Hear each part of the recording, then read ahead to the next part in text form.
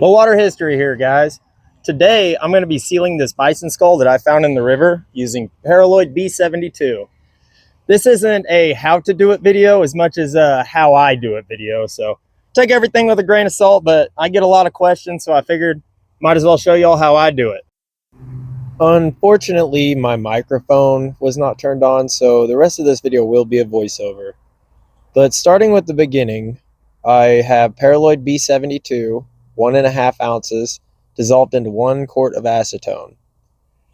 Here I'm describing that I had dried the skull for about 2 weeks with no signs of flaking anywhere, so I decided to go with paraloid over the Elmer's glue solution.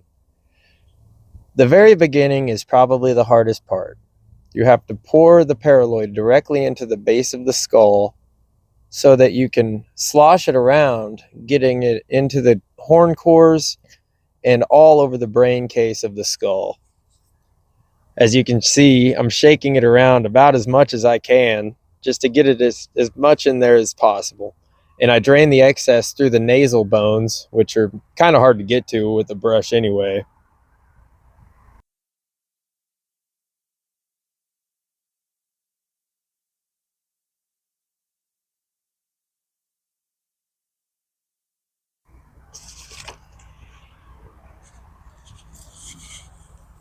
Once I'm satisfied that the inside of the skull is pretty saturated, I like to start at the very top up here, right at the teeth.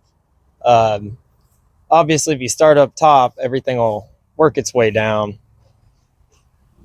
During the drying process, I actually, about 5, 6 days in, I like to super glue these teeth in, which is a trick taught by my buddy Old Bones Guy. If y'all don't watch his page, you should definitely give it a follow. But here, as you can see, I'm just painting it on.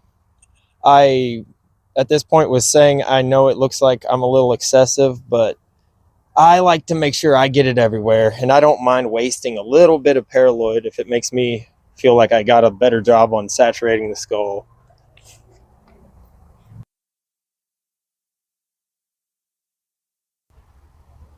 The next several minutes are me brushing every tiny nook and cranny of this bison cranium.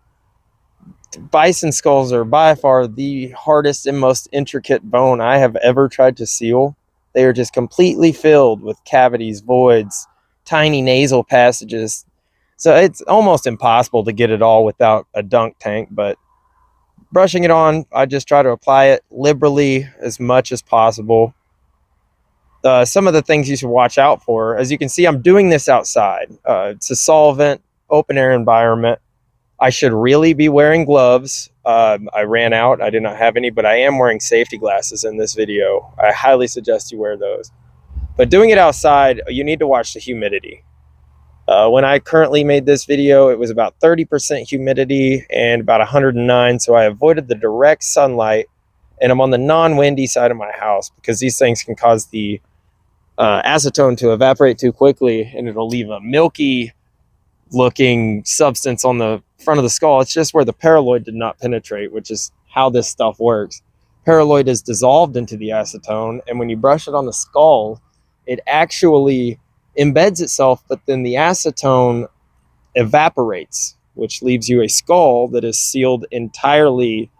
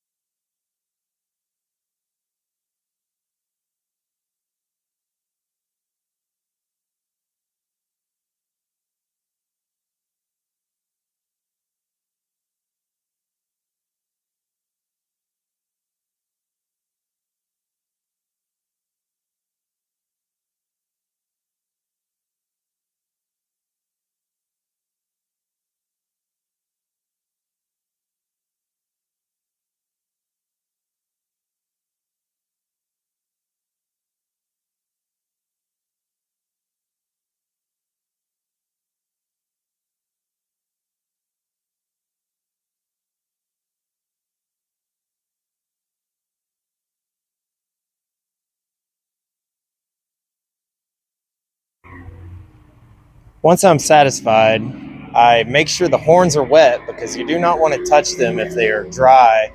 You could actually rip some of the glue and part of the bone off with it. Here I'm pointing out where it is starting to thicken, where the solution had been dripping down and hardening there. But as you can see, I pour a little more acetone in there and I will just brush that area, get that thick little spot completely gone, and it'll be no problem at all. But these are things you have to watch out for even after they dry. The cool thing about this, it's reversible, so you would just have to take a small amount of acetone and brush it on there and you'll see it go away. The process from here on is pretty straightforward. I will continue to soak every bit of this skull. I like to do the face last because that's what everybody's going to see. One thing I do like to mention is I like to actually coat my skulls probably twice, almost all of them. If nothing else, I'll at least do the face of the skull that is seen when it is on display. It just kind of gives it a better, deeper, darker look, which this paraloid really brings out in these dark patinaed skulls.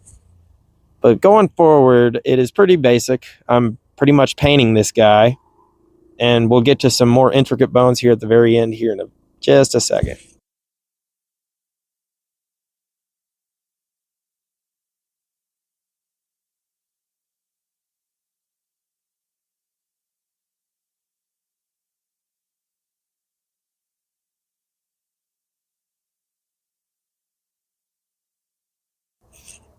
Here, I tilt the skull backwards and upright so that I can get to the very last bit that I have not got, right underneath those nose bones and all of those tiny little sponge-like nasal bones inside of this guy.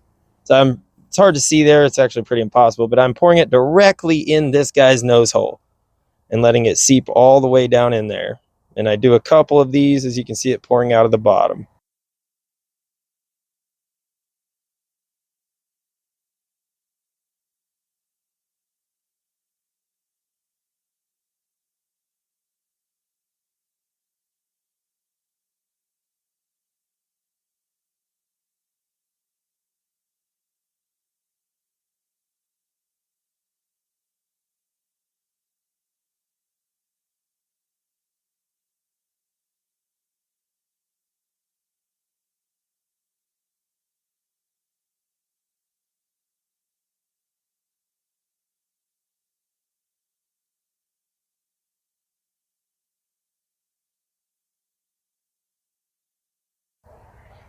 And that's pretty much it when it comes to sealing a skull with paraloid. Some of them are more flaky, and honestly, if it looks like it's going to flake apart on you before it's dry, I highly suggest using the Elmer's Glue and Water 50/50. But if your skull can survive drying, the paraloid is pretty much just unbeatable when it comes to strength, stiffening these guys up, and plus it just leaves such a beautiful finish on them. Really brings out the patina. Hope this helps at least one of y'all out there. I know I get asked questions about this all the time, so went out of my way and made a video for you. Hope you enjoy.